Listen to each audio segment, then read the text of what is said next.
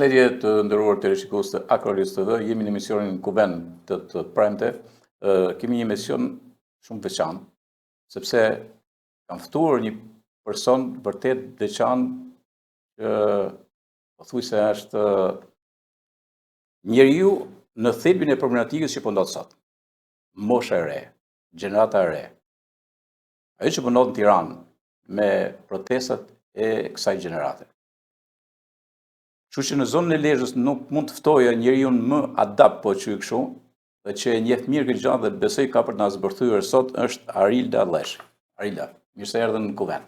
Mirë se gjeta, shumë faleminderit për ftesën edhe për mundësinë me fal për çfarë ndodh në Shqipëri për momentin. Që në Kuvend ngaherë ka një rezidiv të kaluar, trashëgimor, hajt kuvendet e hershme që bën. Edhe unë kam bërë kuvende, edhe trashëgimisë që kanë bëjnë, por me tematikat e ditëve të sotme, duke sjell personazhe, duke sjell tema e tjera. Dhe sot një kuvend trashëgimor po e quaj, por me problematikën e sotme. Kështu që Lezhë besoj që ka ditë gjithmonë me bën kuvende, edhe sot Arilda do di me bën një kuvend bashkë me mua, të këndshëm, por mbi gjitha për cek problemin që ka shoqëria shqiptare, dhe ajo çfarë po zjen në Tiranë. Shikoj, je një prej organizatorëve kryesorë atje, paktën me sa kuptoj unë, se të kam pa duke fol vazhdimisht, ne mund ta përcjellim edhe me pamje në Tiranë. Nga se u frymëzu, ishte momenti thjesht zvërneci, ishte thjesht pjesa e rrollit këtu, disa protesta që janë bërë për hecet, për mjedisin e me radhë, apo ka një problem pak më të thellë? Atëherë, menoj që ajo që po ndodh në Tiranë është dukshëm një revolt kundër kësaj qeverisje. Shkëndija ishte ajo që ndodhi në Zvërnec, ku u përshfaq më së miri kjo qeverisje, pam një individ që po protestonte duke u marrë zvarr as nga policia, po nga disa forca sigurie private, ndërkohë që policia nuk reagonte. Aty u përshfaq më së miri dhuna sistemike e kësaj qeverisje, po edhe fakti se kush e kontrollon këtë vend. Tashmë nuk është as policia, as strukturat zyrtare në kontroll, po janë disa struktura okulte, mafioze nga mbrapa. Si nisi, kjo protest ka dalë përtej pritshmërive të çdo kujt, besoj. Spontanisht u organizu me Luciana Kokaj nga Rjolli dhe disa aktivistë nga Tirana për të organizuar një reagim ndaj atyne pamjeve që pam në rrjetet sociale. Kishim thirrë një protest para drejtorisë policisë Tiranës. Nga gjithë këto vite aktivizëm jam mësuar me protesta me disa aktivistë dhe njerëz aktiv të qytetit, po janë zakonisht protesta me shumë pak njerëz. Me një numër të kufizuar. Dhe atë ditë nuk e kuptuam as nëse ç'a ndodhi. Nisem me disa qindra vet aty te drejtoria e policisë Tiranës. Filluam me marshu në Myslimshir drejt Ministrisë së Brendshme dhe kam kthy kokën në një farë pike dhe pash që ishim mira njerëz pas vetes që po na ndiqshin, njerëz nga rruga na bashkoheshin dhe kur kishim shkuar te Ministria e Brendshme kishim bllokuar rrugën. Ai masivitet na shtyu të shkoshim drejt kryeministrisë dhe aty ishim bë akoma më shumë. Në atë pikë, si më thënë, ishte turma që po e drejtonte protestën. Edhe jo në këtë pikë, domethënë, ne tallim me një tjetër, themi jemi kamarierët e protestës, thjesht po merremi me mbështetjen e protestës. Shiko se ka disa konspiracione. Domethënë, shiko, këtu janë agjendat e huaj, agjenda kjo është diçka e programuar, ata që janë organizatorë. Tani unë kam një për organizatorë, sepse je personi që ke fol vazhdimisht. Je person që je në mënyrë permanente në këto protesta, edhe realisht doja të kisha sinqeritetin tënd në rrëfim për treguar që kjo është involvuar, është nxitur apo është kështu siç e thoni ju. Domethënë që ne kemi qenë thjesht pjesë e protestit, çdo protestë tjetër, dhe është pikërisht masa, sepse masa, duke e përcjell pak edhe me pamje tani, shqiptarët, çdo shqiptar është shumë i sensituar kur vjen puna që shef një veprim si ishte veprim brutal, ajo tërheqja zvarr. Shqiptari nuk tërhiqet zvarr, sido që të jetë. Ai kupton. Edhe ky, e njëjta gjë ka ndodhur në kohën e piramidave. Njëjta gjë, në mënyrë se si ndodhin në kohën e piramidave. Pra, gjithmonë janë mase janë këto shkëndija që kanë qenë këtu. Na shpjegoj këtë me sinqeritet dhe në thellësi. Kjo ishte eksaktësisht ajo që ndodhe, siç thash, ishte një reagim popullor që erdhi për shkak të kësaj ngjarje, po si akumulim i një mblejthe që kanë njerëzit me këtë qeverisje disa vjeçare. Por në këtë pikë është masa që po e drejton protestën dhe ne thjesht po i shërbejmë protestës. Shiko, tu para tani edhe në këtë veshja jote është me flamingon. Kësaj radhe kemi mësuar më shumë se kur për flamingon, kam lexuar goxha për flamingon, revolucioni flamingos. Je keni vu këtë emërtim shumë? Një kafshë bukur e pash, migratore, që është shpeshherë i rrezikuar në Shqipëri, ka një fat pak më të mirë tani kohët e fundit, edhe me 280 fole që kanë qenë vitin e kaluar me radhë, por që zvërneci nuk mund kuptohet pa flamingon. Pikërisht, kush e dha këtë idenë e revolucionit flamingo? Ishte një trend që lindi në rrjetet sociale, nuk e di fikse kush e nisi. Unë e kam pa nga Gjergjer Bara, është një ndër gazetarët ekonomist më të mirë të këtij vendi. Dhe filloi si trend, pse flamingoja është në një farë mënyre, është simboli më i bukur i kësaj proteste. Nga një anë po flasim për zonën e Nartës, aty ku flamingot qëndrojnë dhe projekti do e shkatronte totalisht atë zonë, duke i detyru edhe botën shtazore të emigronte. Pra, flamingoja është në rrezik, por gjithashtu ka një asocim me revolucionet me ngjyra që kanë ndodhur në Europën lindore, revolucioni portokalli në Ukrainë, revolucioni i trëndafilave në Gjeorgji, revolucioni i tulipanëve në Kirgistan, dhe është, si më thënë, vazhdimësia e saj. Pse zgjidhen këto lloj figurash, simbolesh, sepse këto lëvizje janë lëvizje paksore, lëvizje që thithen kryesisht të rini, qytetari, shoqata të organizata shoqërisë civile, dhe janë lëvizje paçësore dhe identifikohen përmes këtyre simboleve. Një flamingo roz nuk është as pak kërcënues, po është një simbol proteste, rezistence dhe identifikues. Që do thotë ju nuk jeni kërcënues? Jo, që gjithë kohës, domethënë, protesta dukshëm është një protestë rinore, qytetare, dhe ne gjatë gjithë kohës kemi bë thirrje që forca jonë është fryma, forca jonë është numrat. Në një nga protestat ishte një tendencë nga një grup që të futej në kryeministri, të thente derën, dhe ne gjatë gjithë kohës kemi bë thirrje për mbajtje, sepse duam ta mbajmë këtë protestë qytetare. Jemi të vendosur, por nuk jemi ne që e kërkojmë dhunën ose e nxisim dhunën. Në protestën e dieshme, për shembull, patëm një situatë ku policia kishte blloku bulevardin sepse luhej ndeshja Shqipëri-Izrael, dhe ne ishim vendosur të shkonim te kryeministria, ishim shkuar atje prej 3 ditë dhe nuk do ndalonim ditën e 4.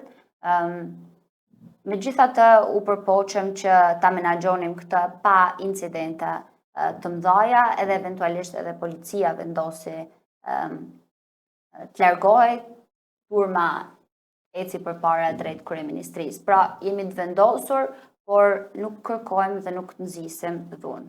Pra, ndryshe nga protesta e opozitës, zakonisht, të që keni bërë ju, duket se është më ndrysh, domethënë nuk janë përdorur mjetet piroteknike, nuk përdoren molotove me radhë, por a duket se është pak më frikshme për qeverinë, duket sikur ka një ngarkesë psikologjike më të fortë, po ta vëmë brenda reagimit që bën vetë kryeministri, por edhe reagimet që bëjnë të tjerë politikanë me radhë. Është metoda më mirë, metoda kjo gandizmi? Ata janë tmerru nga kjo protest, jo vetëm për elementin paqësor të saj, por për faktin se është një revolt gjenuine që vjen nga rinia, nga qytetarët, nga shoqëria civile dhe jo nga opozita e konsumume. Kur një opozitë e konsumume që njerëzit e kanë pas si ka qeverisë, e kanë pas si është sjellë në opozitë, i del përballë kësaj qeverie,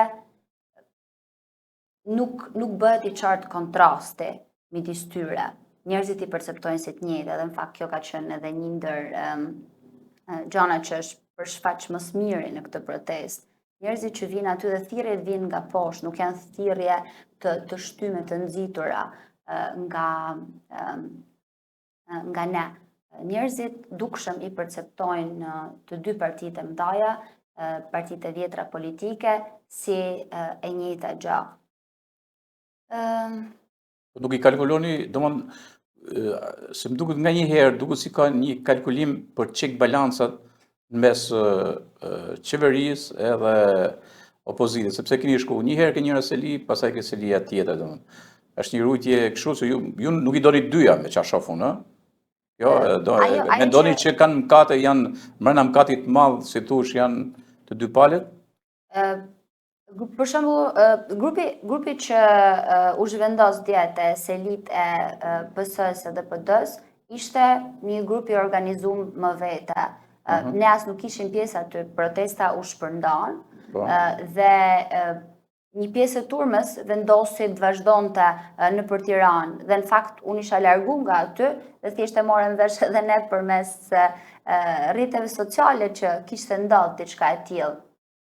Nuk është se ka një strategji të qëllimshme që ta bëjmë të duket sikur jemi të balancuar, domethënë dukshëm njerëzit i perceptojnë ata si të njëjtë dhe i duan të dyja palët që të largohen. Një thirrje tjetër shumë e bukur që erdhi po nga poshtë dje ishte Shqipëri e re, Shqipëri e re.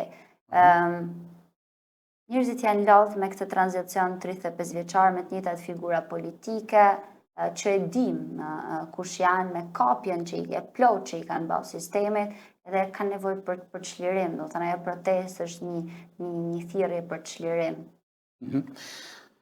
Shiko, ti ke mbaruar në Lituani për marrëdhënie ndërkombëtare, ha?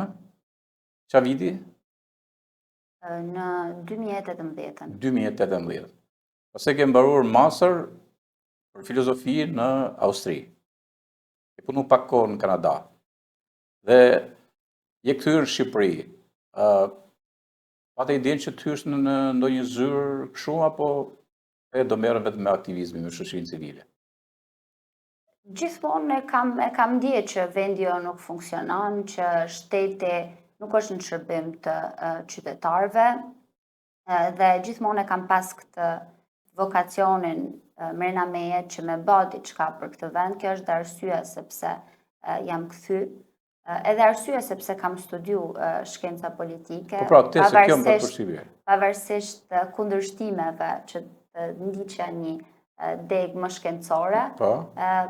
Po unë e di që nuk du me bë diçka të tillë. Po ti nuk doje me shku tek një degë aplikative, nuk e doje më shumë. Sepse e dija që nuk do e basha në afat gjatë. Ndje mërna vetes formatin tanë që është formuar të kjo që du t'jetë do më dhe angazhuar në shoqërinë civile, po dhe në politikë, pse jo? Unë mendoj se ndryshimi ndodh përmes politikës, nuk duhet kemi kompleks ta themi këtë. Politika e keqe na ka çuar në këtë pikë dhe politika e mirë mundet me na nxjerr nga kjo pikë dhe jo apolitizmi ose mungesa e politikës. Po, domethënë e kam pas gjithmonë këtë ndjenjen që du të bëj diçka për vendin tim sepse nuk funksionon. Nuk kam parashikuar që do ishte aktivizëm në rrugë, mënyra se si do e bëja, mendoja se do mund të ishte më institucionale, por në këtë pikë institucionet janë shkatru, zgjedhjet janë kap, nuk është një gare e barabartë dhe e vetmja hapësirë që na ka ngel është sheshi. Sheshi, shiko, me që e the këte që është hera parë që në organizimin e protestat ku këti ke marrë pjesë pa fund, a mund të bëjmë një enumeracion pjesëmarrësh ku në çfarë veni ke qenë dhe të merrem pastaj pak me Tiranën. Ku në cilat protesta ke qenë? Mi numra pak. Me i numru nuk i numraj dot, kjo është e sigurt, po disa nga kauzat që kam ndjek janë kauza kundër marrëveshjes mes Italisë dhe Shqipërisë për vendosjen e kampeve në Gjallar dhe Shëngjin, kauza e votës diasporës. Kjo e votës diasporë ka qenë interesante, a mendon që ke pas ndikim që u fut për të votuar diaspora, domethënë? Keni qenë një grup që keni pas ndikim, apo ishte dashamirësia parlamentit, e qeverisë, opozitës, bashkëpunimit? Çfarë mendon? A ishte një lloj presioni që bënte ju? Puna jon ka ushtru presion. Do të thënë, ajo nismë duhet votoj 2025 ushtroi presionin e vet. Por çështja e votës diasporës ishte një çështje për cilën flitej për vite, grupimet ndryshme kanë punu për atë çështje. Ne u futëm momentin që kishte një vendim të gjykatës kushtetuese që parlamenti ta kalonte ligjin për votimin e diasporës dhe parlamenti i kaloi këto afate dhe dukej se ishte një mungesë vullneti nga dyja palët për ta realizu votën e diasporës, spontanisht me atë grupin e miqve aktivist që kemi, po mendoshim duhet bëjmë diçka, sepse janë jashtë çdo afati ligjor dhe kështu organizu. Pastaj tjetër, vazhdojmë me këto protesta tjera? Kauza që njerëzit ta kuptojnë që këtu në kuvend kemi Arildën, që është pjesëmarrëse nga më aktive që ka pas Shqipëria në sa i përket protestave, që kanë bëjnë me mjedisin, me to që përmenin, edhe të marrin me radhë, e disa protesta tjera. Rjollin po.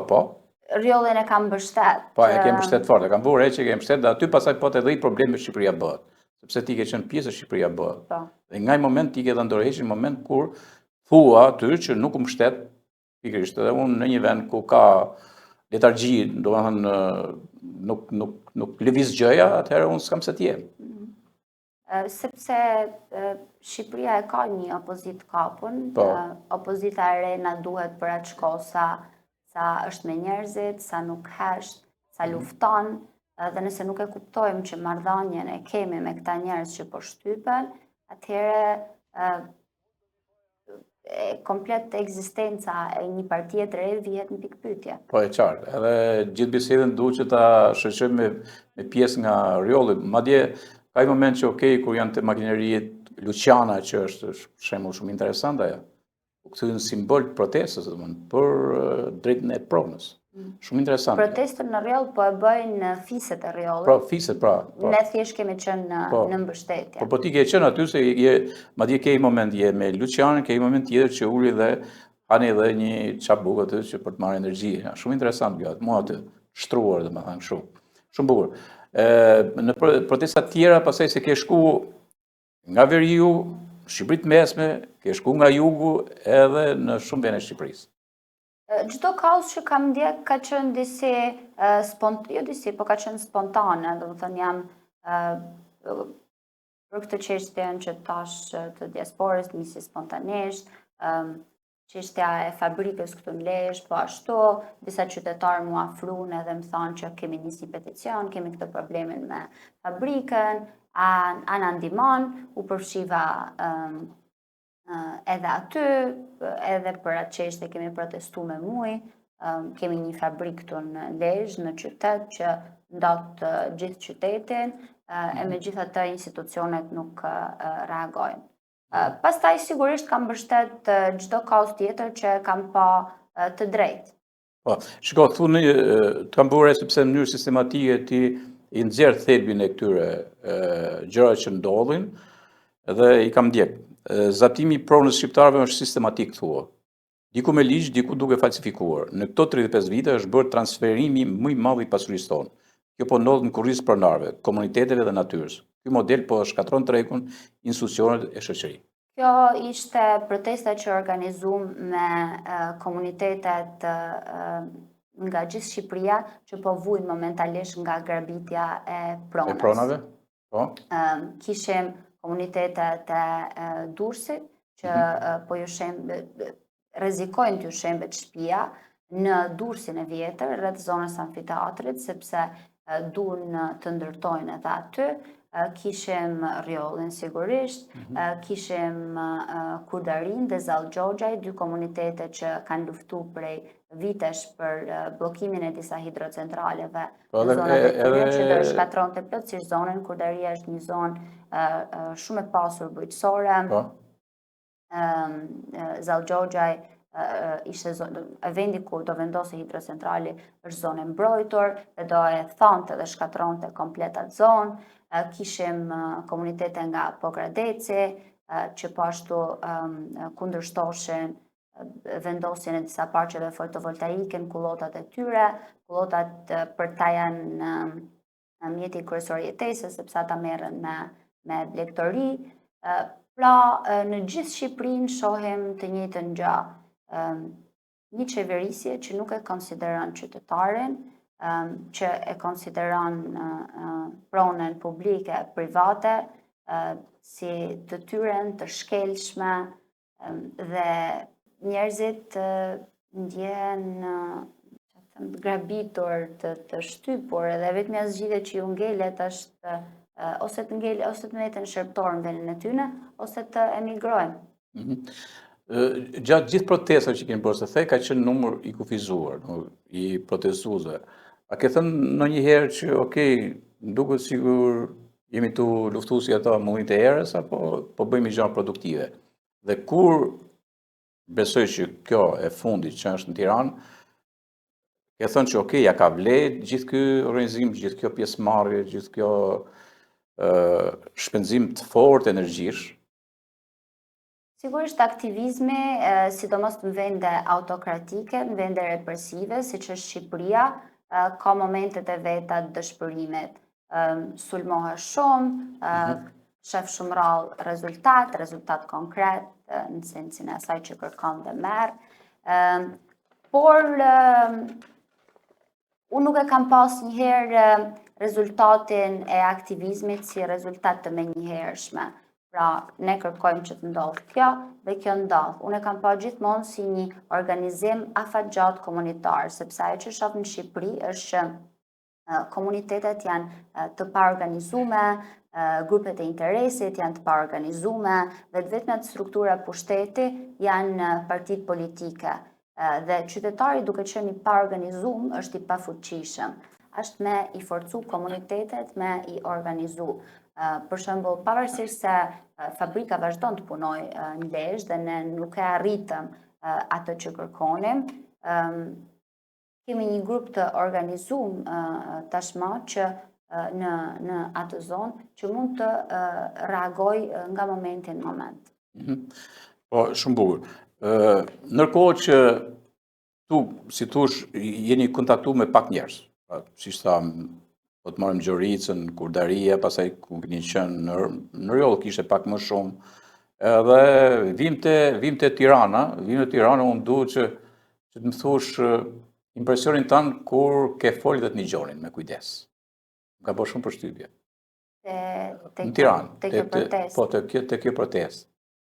Nga i herë duket sikur njerëzit politikë që flasin, domethënë marrin energji nga turma, por e kthejnë qëllim vetvete.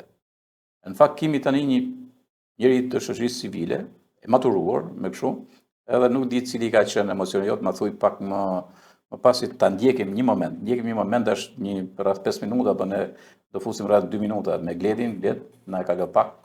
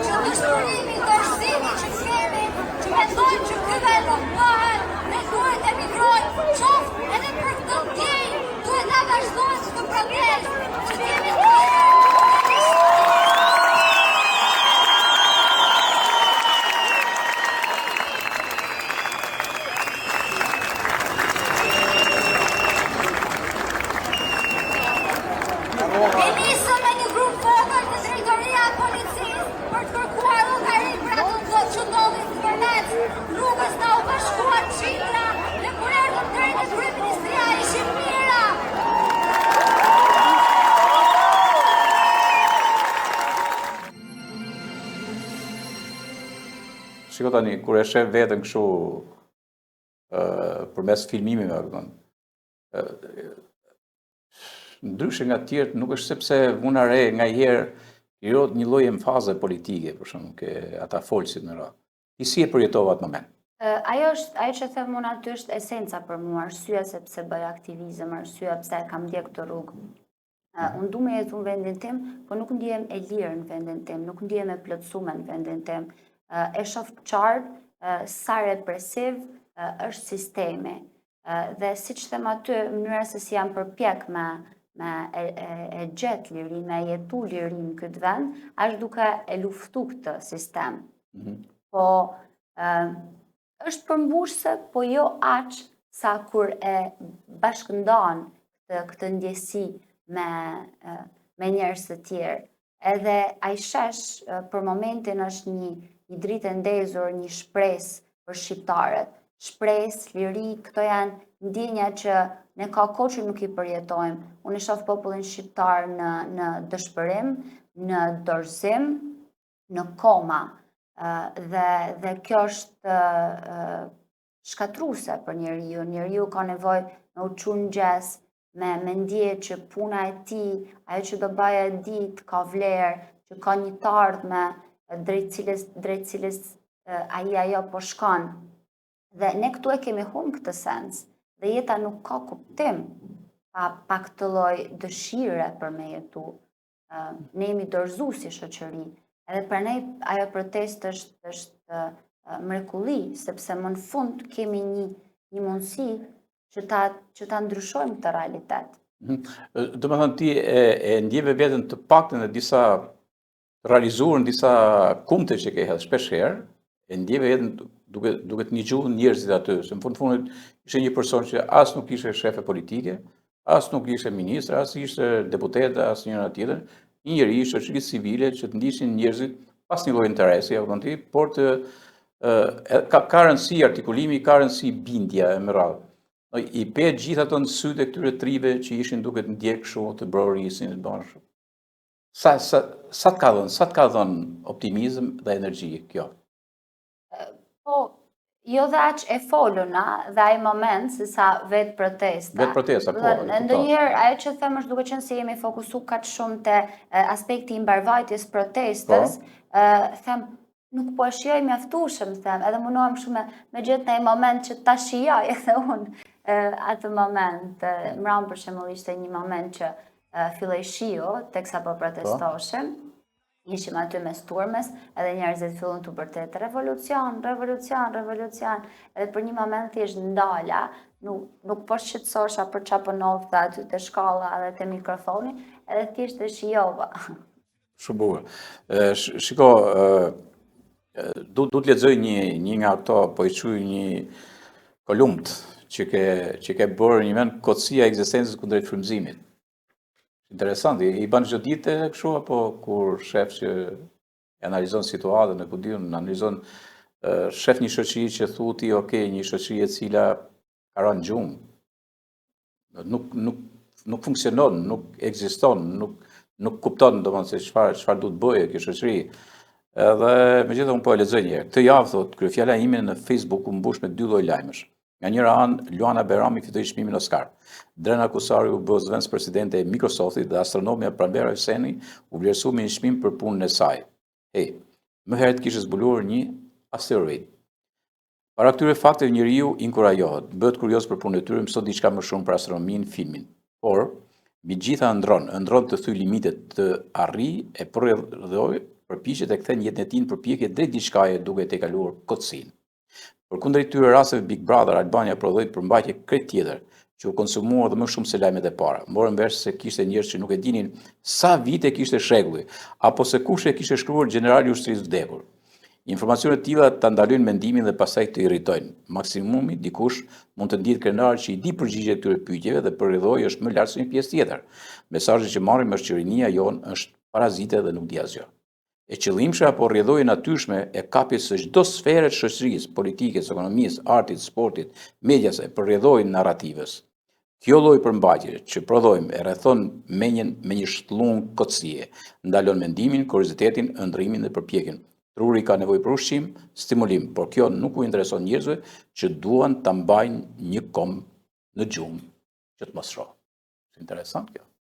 Lidhet me atë që po thosha, gjendja e përgjithshme e komës dhe kjo edhe sa e shton atë, pra le ta shtyjmë narrativen drejt kotësisë, drejt memeve, që të mos mund të shikojmë problemin e vërtet, mos t'i nxisim njerëzit të mendojnë në mënyrë kritike për realitetin, të revoltohem, po t'i pompojmë në mënyrë të vazhdueshme me kotësi, me informacione të kota, me banalitete.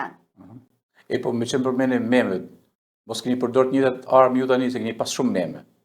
Meme pa fund aty, me të njëjtat gjëra që përdor dhe kryeministri, shpesh herë. E ki fjalën për postrat kreativ? Po, postrat kreativ, po me memet ka qenë edhe në për lëndët kimike atëherë kur refuzu dhe tritë, sidomos studentët e tjerë këtë gjë meme, më duke si sot Irani me Amerikën, me ato e kupton ti raketat e famshme, kur këto ishin raketa memesh. Po memet janë një mënyrë komunikimi, varet si i përdor, domethënë janë mjet komunikimi neutral, pastaj ti mund t'i përdorësh për mirë ose për keq, dhe në këtë rast po përdoren për mirë. Edhe një ndër gjërat më të bukura të protestës është kreativiteti që ka, për shkak të rinisë që ka aty. Çdo ditë ka pankarta kreative me cilat unë qesh edhe kënaqem shumë, edhe më gëzon shumë që rinia është aty, domethënë jemi anku gjithmonë për apatinë e rinisë. Po pra, se punëre që e ke përmend. Tani e thy. Nuk e dishim që e kishim këtë rini. U thy brenda teje ky perceptimi që kishe, aty kur i shifshe tri kështu. Ajo që unë them aty te statusi është narrativa zyrtare që pompojnë mediat. Kjo strategji e qëllimshme nga ana e tyre. Dhe ne nuk kemi pas mundësi me një gjuhë të rind. Edhe ky është një moment kur ne po e kthejmë narrativen. Dhe po shikojmë që i kemi këta të rinë. E shohin shumë mirë realitetin, madje tallen me realitetin. Është shumë inspiruese. Shiko, pak a shumë një pjesë të parë, një qëllim parë, revolucioni flamingove e ka arrit, për të dëgjuar, edhe ata që nuk i ka dëgjuar kush, për mënyrën tritë sidomos. Absolutisht, narrativa po kthehet kundër qeverisë. Ata kanë shumë çka në kontroll, kanë institucionet, kanë mediat që janë përpunuesit kryesor të narrativës tyne. E përjedhoj ky pushtet që këta kanë e dominon narrativën dhe mendimin, po kjo nuk do të thotë që nuk ka mendim tjetër, thjesht nuk është dhënë hapësirë dhe nuk është organizuar mendim. Edhe kjo është ajo që po ndodh në këtë protestë. Po shohim që njerëzit nuk e durokan këtë sistem. E qartë. Disa herë ka një artikulim tillë, një shprehje tillë. Po përdorini politikisht, realisht Arila po përdorini politikisht ju, aty keni po përdorini politikisht, qoftë politikisht brenda për brenda, qoftë nga jashtë. Apo përdorini ju të gjithë që bani protestën, pra ky grup aksioni i madh, pra ka i përdorje politike dhe dyta pasaj, do keni qëllime politike dhe në fundit, trit, a duhet të kenë qëllime politike, dhe mund të thonë hapur këtë, apo duhet me fshek kokën si strusi, që shpesh herë bëhen protesta dhe pastaj nuk ka gjëra politike, tjerë, nuk arrita kuptoj asum këtë gjë, por pastaj do të sjellë diçka tanën fantastike që ke bërë një moment. Po një herë për të thënë, kjo është pyetja e parë, përdorin politikisht? Në atë shesh mund të ketë pas në kulmin e tij mbi 10.000 njerëz, ndoshta 20.000 njerëz. A mund të kenë dalë 20.000 njerëz rastësisht ose të përgat ose të shtym nga dikush aty? 20.000 njerëz që kanë hutu, që kanë përdor, absolutisht kjo është një revolt spontane, gjenuine, popullore. Na kanë lidh me lloj-soj agjenturash, greke, ruse, çfarë të them.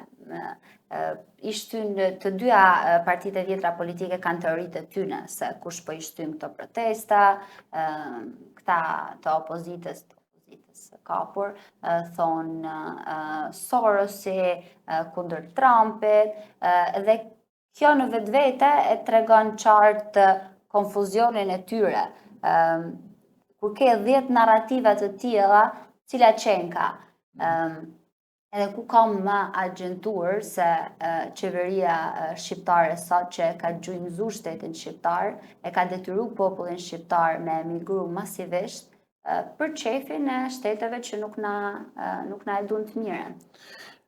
Po mirë, qëllime politike, për shembull, a mund të keni ose a keni në projekcion qëllim politik mëna kësaj lëvizje, kur një lëvizje fillon dhe fiton popularitet, sepse gjërat normal që i lëviz politika, kur vjen në fjalë të fundit, politika i lëviz. Se nuk është, përndryshe ka ose revolucion me armë e tjera, siç bën kjo që kjo është një budallëk me të ne kemi kaluar fatkeqësisht disa gjëra, por politika është, dhe në këtë rast qëllimi juaj kryesor kush është dhe kur do të tërhiqeni nga kjo? Kur vjen një moment që okay, e mbaruam misionin, tërhiqim tani? Si është projektuar për jush? Pikës pare, populli shqiptar ka, nuk e di nëse është tamam populli, po kemi një kompleks ndaj fjalës politik. Siç e thash, pikës pare ngatrojmë me partjaken, politiken me partjaken, po dhe kur nuk e ngatrojmë, disi nuk e preferojnë politiken, nuk është një fjalë me konotacion negativ në mendsinë tonë, për cilën është punu shumë. Si që thash, zgjidhja ndaj politikës keqe është politika mirë. Politika po ashtu është mjet dhe mund të përdoret për mirë dhe për keq. Pra duhet ta thejmë këtë kompleksin dhe konotacionin negativ që ka kriju fjala politik. Protesta është thellësisht politike dhe ka kërkesa thellësisht politike. Në ditën e tretë protestës ne dolëm me kërkesat tona dhe e para është tërheqja e kësaj qeverie, e dyta është fuqizimi i disa ligjeve përmes cilave është grabit toka shqiptare. Për zonën mbrojtur, për paketën e maleve, strategjike, paketa e maleve dhe anullimi i këtyre projekteve të dëmshme. Pra, këto janë kërkesa thellësisht politike. Nëse po mendon, a do krijohet një parti politike nga kjo, nuk ka asnjë indicje për diçka të tillë për momentin. Ditë pas dite është surprizë se çfarë do ndodh dhe është, siç thash, një protestë që po e drejton masa, qytetaria dhe jo një grupim. Jo, e qartë, por kjo drejtimi, masa, turma, tjerë, turma mbetet. Normal, kur nuk krijohet një shtab. Madje për lëndë kimike, për shembull, ishte një moment që pati një tërheqje, por fakti është që nuk prodhoi lider, nuk prodhoi grup udhëheqësh. A e kupton? Në këtë rast, kur sprodhon, se ka ndodhur edhe në gjithë botën ka ndodhur, në Itali, e dim shumë mirë, edhe e fundit që ishte në Hungari. Po janë prodhuar lider bindës, pra mbi ashtu. Atëherë kjo do të vazhdojë të jetë kështu, si thosh, unë po e quaj amorfe në momentin kur fillon dhe nuk prodhon gjë, domethënë. Apo do të ketë, ja keni lënë rastësisë, apo jeni një grup që jeni truri i kësaj gjëje? Duhet piqen kushtet për të shku drejt diçka e të tillë. Momentalisht, siç thash, çdo ditë është surprizë.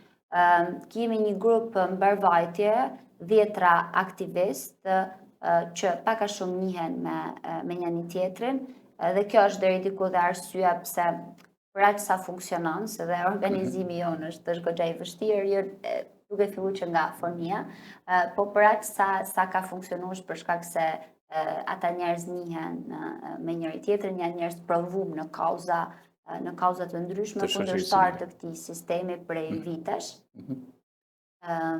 Por siç thash, qëllimi i parë, ajo që ne duhet bëjmë për momentin është ta godasim sistemin derisa të shembet.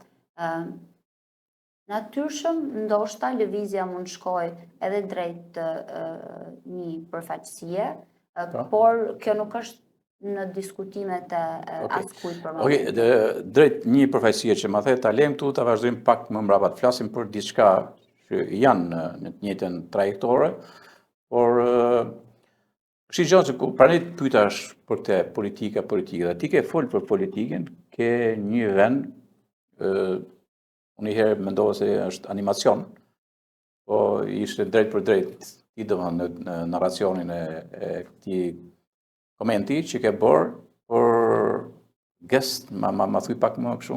Gaslighting. Gaslighting politik, ha? Okej, ta ndjekim këtë, s'kam qef ta ndjekim gjithë tani këtë, dhe të kuptojnë, dhe këtë e ke thënë para sa kohësh. Nuk e di, ka ca muaj që e ke bërë. Por kjo tregon thelbin asaj se përse ti je në televizit që po e quajmë kështu, që ka edhe frymëzim politik. Por je për atë për shkun shoqërinë, që shoqëria duhet të ketë organizimin politik, nuk duhet të ta quajë si një diçka të anatemor. Atëherë ta ndjekim këtë, edhe kthehemi në studio pastaj. A keni dëgjuar më parë për gaslighting?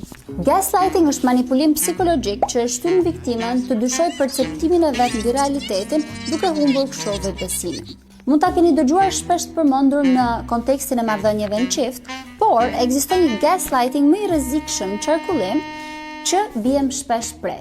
Gaslighting politik. E keni vënë re se si kur njerëzit ngrihen protesta sepse qeveria po jo merr ujin, tokën, punën, shtëpinë, ngrihen këta në pushtet edhe thonë protesta është politike. What?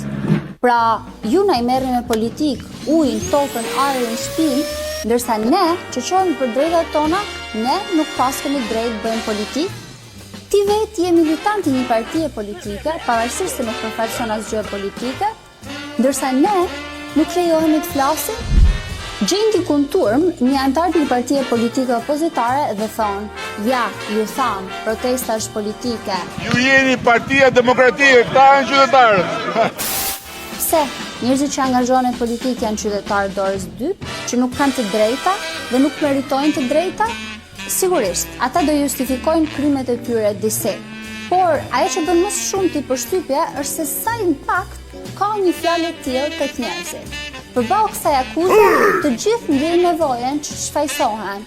Jo, kjo nuk është politike, ne kemi hall.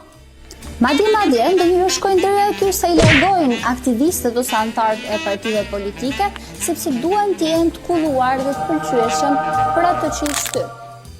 Po ai që të shtyp nuk është ai që të çliron. Në fakt, zgjidhja është politike.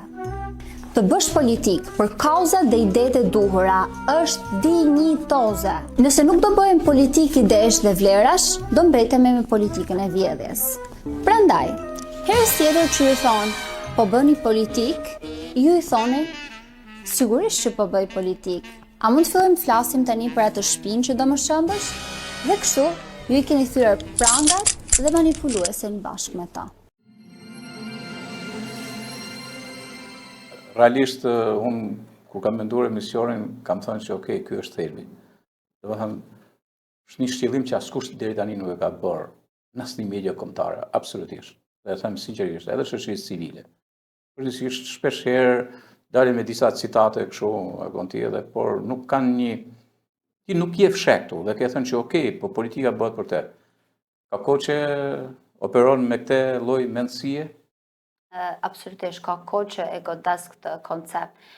Dhe arsye që e godas është jo pse e thot pushteti, ata mund të thonë shumë gjana, po ajo që më shqetëson është që njerëzit e pranojnë si argument edhe stepen nga ky argument. Protesta është politike, edhe ti duhet të shfaqsohesh. Pse duhet të shfaqsohesh ti më zotni? Ti ke dalë për hallin tënd aty. Patjetër, kërkesë politike është, se ballafaqimi interesash është politika. Po pse duhet stepesh ti në të drejtën tënde me kërku diçka të tillë, ose njerëzit që e shohin nga jashtë momentin që protesta etiketohet si politike, fillojnë humbasin, simpatin për protestën. Sigurisht, ajo që pushteti kërkon me bë është me thënë që kjo nuk është një protestë gjenuine, edhe është një protestë e shtyme nga eksponent partisë, po ne gjithmonë duhet me rujtë racionalitetin edhe me thënë, jo kush është aty që po e bën këtë protestë, po a qëndron me të vërtetë problemi i tyne dhe a ka diçka që mund të bëhet për t'ju përmirësuar jetën aty në njerëzve. Dhe tjetër është, siç thash, politika është mjet, mund të jetë politike mirë, mund të jetë politike keqe. Dhe në momentin që domenin e politikës e marrin grabicit edhe kriminalët, atëherë vendi shkon drejt shkadrimit, siç po shkon. Pra, këta kanë drejt me bë politikë, këta që të grabisin, jo ti që grabitesh. Kupton? Ne kena nevojë me bë politikë, tashmë kemi nevojë me bë politikën e të grabiturit. I gradituri duhet të organizohet, duhet bëhet politik edhe duhet parashtroj kërkesa. Dhe kjo është ajo që po ndodh në një masë të madhe. Okej, folim pak atë në fillim për përfaqësimin, po shiko, dhe qeveria ka kërkuar, edhe vetë kryeministri ka kërkuar, domethënë që okej, për të ulë, për të folë për projektin, konkretisht për projektin e Zvërnecit, sepse janë 4 miliard dollar në lojë, që të thotë janë gati 15% të GDP-s. Edhe është shumë e madhe, domethënë kjo. Por s'ka përfaqësi, s'ka kështu, do të konfigurohet një përfaqësi apo mendoni jo, nuk do të ketë bisedim, vetëm dorëheqje. Ju synoni këtë pikë të fundit? S'ka dialog dorëheqje, ka qenë thirrja Po pra, e kam dëgjuar, gjatë gjithë kohës. Dhe kështu do të vazhdoj, sepse nuk ka vend për dialog. Ne tashmë gjithë janë ndërgjegjësuar që thjesht kjo qeveri duhet të largohet, nuk ka vend për negocim. Me që e nise përmende projektin e Zvërnecit. Po përpiqen ta manipulojnë sigurisht, siç e kanë të nevojshme me e bë, sigur shqiptarët janë kundra zhvillimit. Nuk ka shqiptar që është kundra zhvillimit. Po dishim kundra zhvillimit nuk do të emigroshim në Europë siç emigrojmë. Por shqiptarët janë kundra këtij modeli e qeverisës që pasuron një grup njerëzish, kurse ne të tjerëve na shtyn ose me u bë shërbëtor ose emigrant. Nuk ka rrugë të mesme. Shqiptarët janë kundër këtij modeli oligarkik, kriminal, që e ka ndërë Shqipërinë çiftligje, ti do marrësh këtë, ti do marrësh atë, vetëm e vetëm që ky grup në pushtet mbaj pushtetin. Këtu projektet, njerëzit e kanë pa tashmë që këto projektet e tyre luksoze, nuk janë projekte që japin benefice të forta ekonomike. Njerëzve, që rrisin mirëqenien e njerëzve. Këto projekte mund të rrisin prodhimin e brendshëm bruto, po ky prodhim i brendshëm bruto pastaj shpërndahet në shumë pak dur. Dhe edhe taksat që merr qeveria, ne dim që shkojnë në dorë disa njerëzve. Është tashmë e qartë edhe përmes hetimeve të Spakut, të Akshit, të Belinda Ballukut, që taksat tona vidhen në një shkallë masive. Nuk flasim mas për atë 20%, po është 50% ose më shumë tashmë. Pra, ky lek që vika përmes këtyre rezorteve dhe qarkulloka në ekonominë tonë, nuk shkon drejt begatimit shqiptarëve. Dhe kjo është ajo që shqiptarët po kundërshtojnë, të model zhvillimor që pasuron vetëm një grup njerëzish.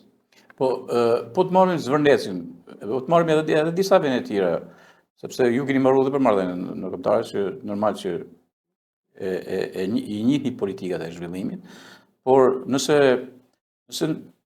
po marrim Shqipërinë, Shqipëria e turizmit, se këtë flasim ne. Domthonë Shqipëria dhe vendet tilla të vogla sidomos si Shqipëria, edhe vendet që janë mezetare, turizmi ndikon. Ne po flasim vazhdimisht, flasim edhe për malet, për agroturizmat, për njëra e tjerë, pra themi që kjo është pjesë kryesore. Por faktikisht duke duke u rënë ndesh projekte të tilla të mëdha, a mendoni që kjo është një frenim i zhvillimit të vendit? Jo, absolutisht jo. Siç po thosha përpara, njerëzit nuk po kundërshtojnë zhvillimin, po kundërshtojnë grabitjen, sepse ç'a ndodh? Merr rastin e rrjallit. Vjen dikush investon dhe as nuk të njeh për pronar, as nuk të pagun për tokën tënde, të vjedhin pronën. Del dikush pronar në vijë bregdetare, në zonë lagune, që është me ligj, tokë publike, dhe që ka vendime gjykate që tregojnë që është e falsifikuar. Si është e mundur kjo? A është ky zhvillimi? Pikës pare minimalja do ishte respektimi i drejtës pronës pronarit për dëmshpërblim të drejtë. E para, e dyta, zonat e mbrojtura do duhet menaxhohen me shumë kujdes. Edhe ka direktiva të qarta se si mund të bëhet. Ne nuk jemi kundër çdo lloj turizmi, po jo jemi kundër turizmit që shkatron gjithçka, që nuk merr parasysh ambientin, që nuk merr parasysh komunitetin. Kur këto projekte bëhen komplet në mënyrë jo transparente. Ky është Edhe sot e kësaj dite. Po, okay, ky është një problem vërtet i madh. Kjo që po thoni ju tani. Edhe ku është problemi i transparencës, është një fjalë që përdoret gjithsesi transparencë. Ajo që ne kërkojmë është që ketë një proces të drejtë, ku njerëzit përfshihen, ku merren mendime të ndryshme, ku thona, kjo zona e Rrjollit ose zona e Zvërnecit. Janë zona të mbrojtura, duhet t'i zhvillojmë në këtë mënyrë, duhet kemi parasysh që këtu kanë jetu këta njerëz, duhet kemi parasysh historinë, dhe kur merren shumë mendime dhe kur procesi është i pjekur dhe transparent, atëherë nuk i ke përplasje të tilla, konflikte të tilla midis popullsisë dhe qeverisë. Sepse si thash, ne duhet me i zhvillu zonat. Revolucioni i flamingove që kemi tani, për këtë që po bëni ju me radhë, paktën të për mua, në mendimin tim, edhe si njëri, si gazetar, si njëri publik i këtij vendi, po që ka rrit një gjë të madhe, po e quaj gjë të madhe, sepse ka bërë qartë që projekte mëdha nuk mund të jepen më skuta dhe fshehur. Pra, por duhen të transparencë. I farë mënyrë kjo lloj transparence është duke artikuluar aty mund para kryeministrisë. Nësa sa i përket kësaj fakti që nëse po kështu duke bërë vazhdimisht protesta të tilla, a ka një ndikim në frenimin e zhvillimit ekonomik, lidhet dhe me një gjë tjetër, që po marrim makropolitikën. Sot gjithë bota është në makropolitikën e biznesit, po të vëmë re. Edhe Amerika dhe njëri tjetër, nuk ke nevojë shkrim presidentin Trump, kudo që tjetër është këtu. Tani, tu zoom ne, është e pamundur që mos ketë ndikime edhe sidomos tu afër që jemi me Greqinë, se do ndoshta një emision që bëj dhe fliste për Zvërnesin. Fliste për Zvërnesin dhe duket domosdoshmë që kjo investime të tilla do të merrin pjesën e turizmit elitar që i ka tradicionale tashmë Greqia dhe disa vende të tjera. A e keni parë këtë vështrim dhe pse nuk e pranoni ofertën e kryeministit për të ulur dhe për të diskutuar në këtë këndvështrim? Edhe një herë, shqiptarët nuk janë kundër zhvillimit, merr zonën e Thethit. Po. Ata e zhvilluan pronën e tyre, shteti shkoi au shembe, shkon dikush tjetër në zonë të mbrojtur, merr qindra hektar edhe e zhvillon. Njerëzit nuk janë kundër biznesit dhe zhvillimit të pronës. Po ta zhvilloj njerëzit, të begatoj njerëzit, jo një grup i ngushtë njerëzish. Se nuk dialogojmë. Siç thash, nuk dialogojmë sepse nuk mendojmë se ka vend për dialog. Kërkesat tona janë qarta dhe të panegociueshme. A do e negocion të Rama dorëheqjen e tij? Jo, ne kërkojmë dorëheqjen e tij. Kështu që në këtë pikë është përplasje forcash. O fiton pushteti, o fiton masa në shesh. Si e mendon në këtë rast? Ju e mendoni që do vazhdojë kjo kështu dhe ju do të fitoni, apo do të jetë e kundërta? A i keni ra kësaj llogarie? Siç thash, çdo ditë është surprizë, edhe ne nuk e pritnim këtë, askush nuk e priste këtë reagim popullor, mendoj. Por dje ishte dita e 4 e protestës dhe ishte paq masive sa ditët e tjera dhe dukshëm njerëzit do jenë aty për një kohë shumë gjatë derisa të realizohen kërkesat që kemi parashtruar. Shoh një vullnet popullor për këtë për momentin. Po Arila prap sepse po insistoj për këtë gjë donë se gjithmonë për protestat mëdha dhe kudo që ndodhin, bashkë me tepër edhe në Shqipëri, normal, po gjithmonë pjellin leadership. Edhe japin zgjidhje japin zgjidhje edhe vinë përmes zgjidhjeve politike, sepse nuk do rrini një vit në për protestë ju, besoj sepse njerëzit edhe lodhen, edhe kështu. Kështu që të paktën në rrethet e ngushta tuaja, a diskutoni këtë punë që okay, do vijë një moment që të ketë zgjidhje politike dhe a mendoni se sërish të dy formacionet e mëdha do të keni përballë me votat e përcaktuara të tyre apo ka lëviz frekuenca, amplituda e votimit, qoftë ndaj Partisë Socialiste, qoftë ndaj opozitës, që është Partia Demokratike në krye. Në fakt, revolucionet tilla marrin me muaj edhe me vite nga eksperienca e vendeve tjera, edhe ne jemi të përgatitur për këtë. Jeni përgatitur për gjatë? Po. O do fitoni o jo? S'ka rrugë tjetër të mesme, a? Absolutisht. Sigurisht, siç thash, në këtë janë gjithë populli, dhe jo vetëm ne, po me atë që shoh, është mbush kupa edhe njerëzit janë të gatshëm me bë këtë betejë në afat gjatë. Po lider, a do prodhoj kjo lëvizje? A keni në një mendim? Edhe për shembull kam një pyetje drejt për drejt. Ai je pjesë e këtij grupi liderëve. A mund të jetë Arilda një nga liderët kryesorë të gjithë kësaj lëvizje? A pranon masa e rinjës gjithë këtë aktivizëm që ke bërë prej kohësh dhe ti a do ishe kënaqur që ishe lider dhe nuk e bën thjesht për egoizmin politik me radhë, por për diçka tjetër shërbyese për cilin ti ke marrë një shkollim të mirë fillt, ke bërë gjithë këtë lëvizje si aktiviste me radhë? Me sinqeritet plot, për momentin nuk po mendojmë në këtë drejtim. Për momentin protesta është lënë hapur për këtë që don me fal. Për momentin kemi bojkotu daljet në studio televizive. Dëshira është që ta marrim këtë si një lëvizje të decentralizuar dhe jo të centralizuar. Kjo është, për momentin nuk ka asnjë mendim për më tutje. Po kështu do duket sigur pastaj do të funksionojë pa kokë pa këmbë. Kështu nëse vazhdon kështu gjatë, domethënë se fermentet, shiko, siç erdhi lëvizja, edhe pse është shemja një sistemi të caktuar, po fillimisht ishte shumë e hallakatur, edhe lëvizja e 90-s ishte shumë e hallakatur, shumë e rrallë, por duke nxjerr atë brumin, duke nxjerr fermentin kryesor të leadershipit. Kështu që çdo lëvizje, unë besoj se në gjithë botën është pamundur mos ketë një fermentim për leadership. Shumë e rëndësishëm leadershipi. Leadership bindës. A ka gjithë kjo lëvizje sot një leadership bindës që thonë shqiptarët po. Tani nuk do të jenë dy partitë tradicionale, sepse për shkak të kësaj që kanë bërë këto sot, ky vend është populluar sidomos nga trit, dhe ne do të besojmë ke Arilda, do besojmë ke Ben Kole apo Marbenin e Kuqi është një aktivist i shkëlqyer, ke tjetri, po them disa emra unë kështu.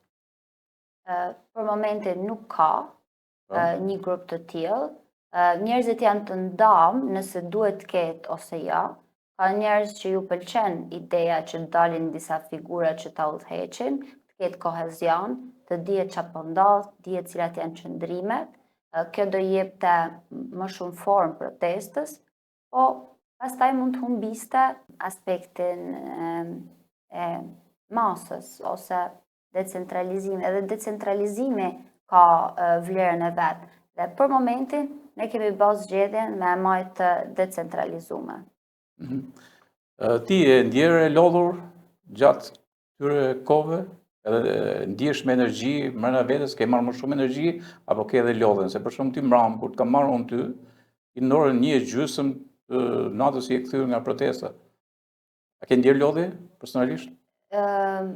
Ashtu na majt adrenalina në një mënyrë të pakuptueshme. Vinë në shtëpi shumë vonë dhe përpiqem me flet, po nuk më merr gjumi deri nga ora 4 e mëngjesit. Është paksa çorjetuese gjithë ajo që po ndodhet dhe truni përpiqet me procesu gjithën edhe thjesht adrenalina s'të lën me flet. A janë të shqetësuar familja për Arildën që shkon atje në Tiranë, mund të përfundojë ke edhe në dyrët e policisë, Tashma janë mësume këtë, domethënë Ja, herë parë pse? që më kanë pa të arrestume, A, ke shku dhe ke qenë arrestuar një herë? po jam arrestu, Ja. shoqëru, jo arrestu. Shoqëru, Ëm, unë kam frikë shoqërimin. Është një proces krejt standard. Po njerëz, Kam bërë edhe një video Po tjetër për këtë. njerëz e kanë frikë. Jo, po unë e pash atë video që ke bë me animacione ke bë, ëh? Po. Unë re, edhe atja u përcjellim njerëzit dhe të kuptojmë se pse nuk ka frikë Arila dhe me çfarë sportiviteti e kalon vet, amo ja u sugjeron edhe trive të tjerë. Ta ndjekim këtë? Okej. Ta ndjekim. Çfarë ndodh kur shoqëroheni nga policia dhe si të reagoni si një mjeshtër? Njerëzit shpeshherë friksohen kur dëgjojnë se mund të ketë shoqërime nëpër protesta. Paranoja është deri diku e kuptueshme. Vetëm 36 vite më parë, kundërshtarët e regjimit që përfundonin në hetusinë famkeqe komuniste, torturoheshin e burgoseshin me vite. Kjo histori shumë e afërt, kombinuar me eksperiencën tonë përgjatë tranzicionit, ku kemi humbur besimin te institucionet, ngjall frikë. Mirë po, në eksperiencën time të shoqërimit, nuk ka asnjë arsye në botë panikoseni. Shikojeni si një ekskursion të shkurtër tek komisariati i policisë. A nuk keni pasur ndonjëherë kuriozitet shikoni çfarë fshihet pas atyre fasadave? Ky është momenti që ta zbuloni. Më ndiqni në një eksperiencë standard të shoqërimit. Shteti shqiptar është i kapur nga një organizatë kriminale që po e shtyp qytetarin shqiptar.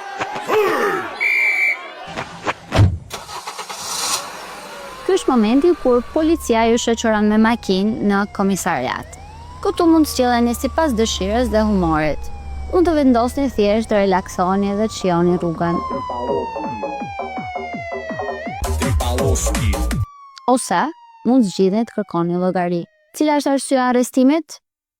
Prezantohuni me distinktivin dhe emrin. Nga diun që nuk jeni pengmasht për policia. E dini që po më privoni nga liria dhe do ankohem te agjencia mbikëqyrjes policore? Ose, versioni numër 3, mund t'i vendosni në seder.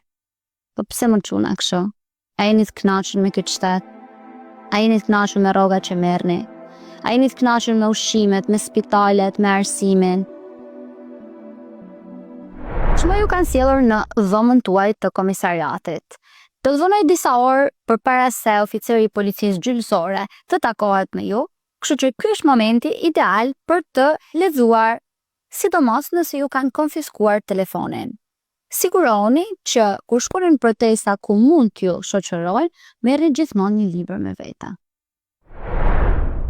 Ky është momenti juaj me OPG-n, oficerin e policisë gjyqësore. Shikojeni këtë moment si një moment për ta konvertuar OPG-n në një mbështetës të kauzës tuaj. Përse e bëre? Unë besoj se shteti shqiptar nuk i përgjigjet interesave të popullit shqiptar. 2000 years later. Tani sërish në dhomën tuaj. Do të vënoj edhe disa orë përpara se t'ju liroj, kështu që mund t'i riktheheni leximit të librit që keni dashur ta mbaroni prej kohësh. Momenti i ritakimit me botën jashtë. Marrin telefonin. Rrjetet sociale kanë shpërthyer. Bashkëprotestuesit që kanë protestuar me ju por nuk janë shoqëruar, zakonisht po ju presin jashtë me brohorima dhe ju jeni zyrtarisht herat i ditës. Hasta la vista, deri herën tjetër.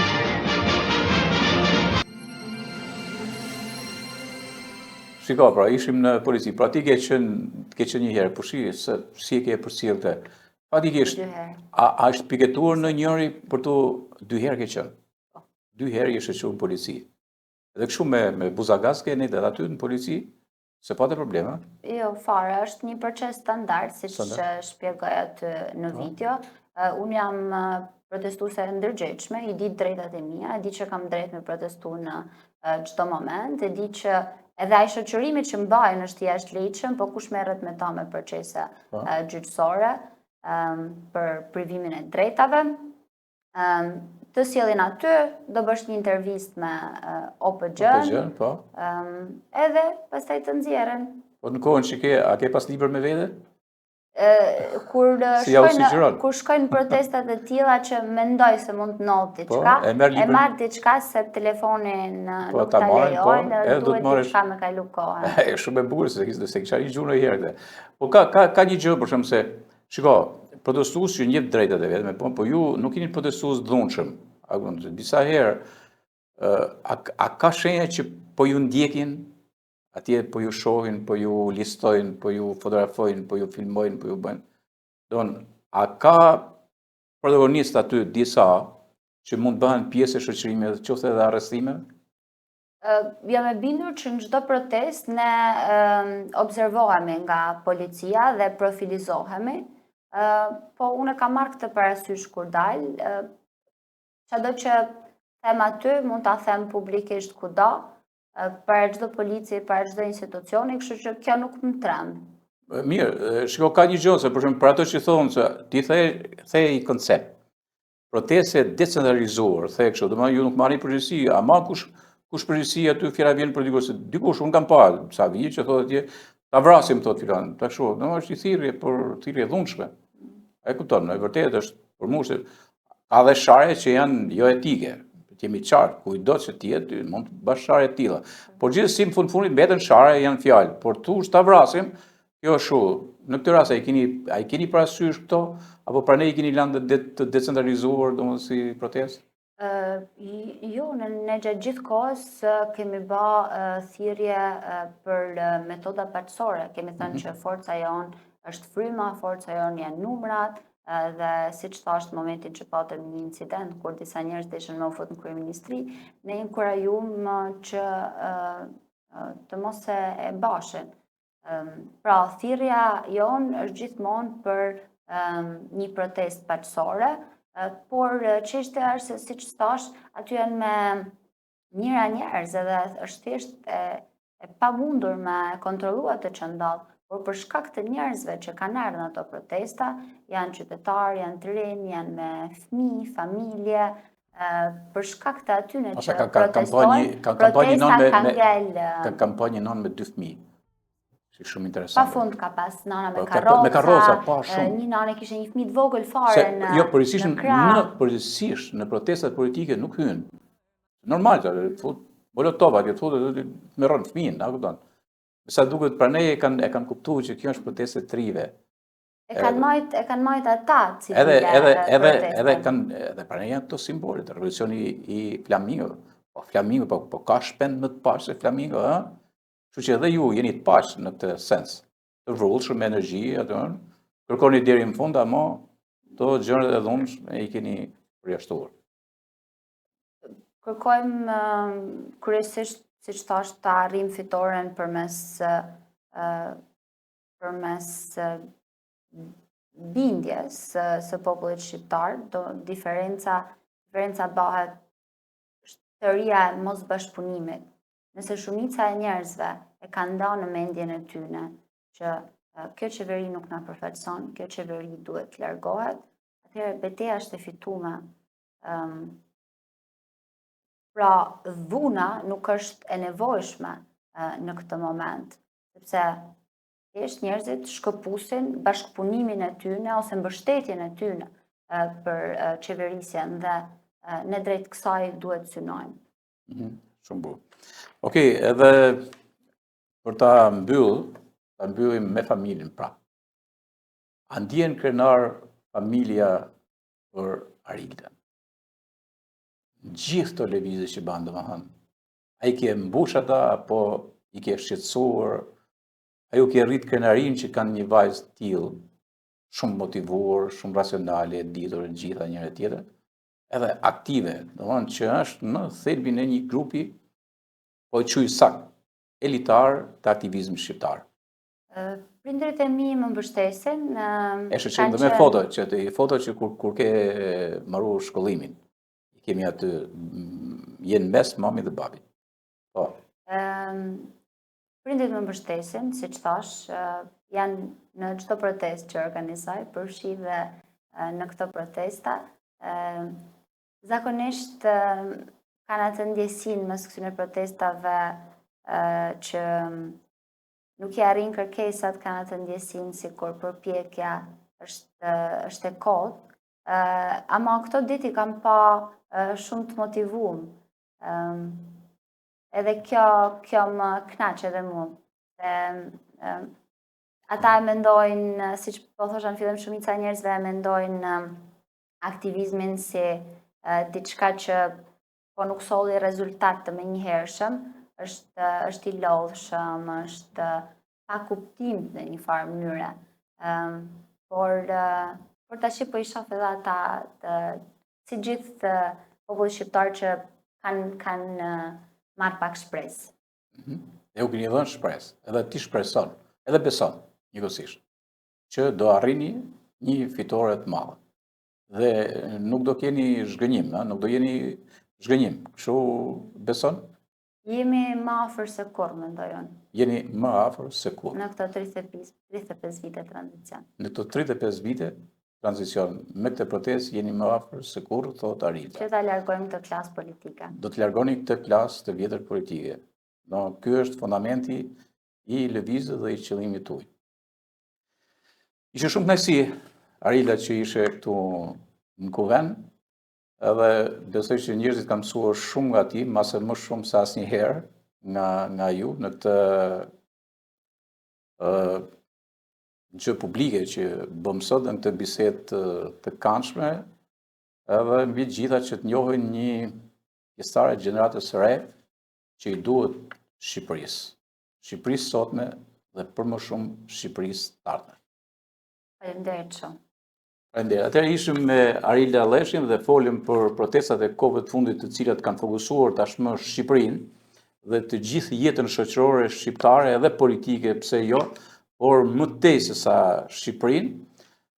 Folim gjëra gjatë se çfarë po ndodh dhe çfarë do të ndodh në protestat e ardhshme të trive në Tiranë, në atë që ne konsiderojmë dhe kanë konsideruar këta së pari, revolucionin e flamingëve. Do shihemi sërish të premdarshme. Nga unë Gjergj Marku, një përshëndetje për gjithë.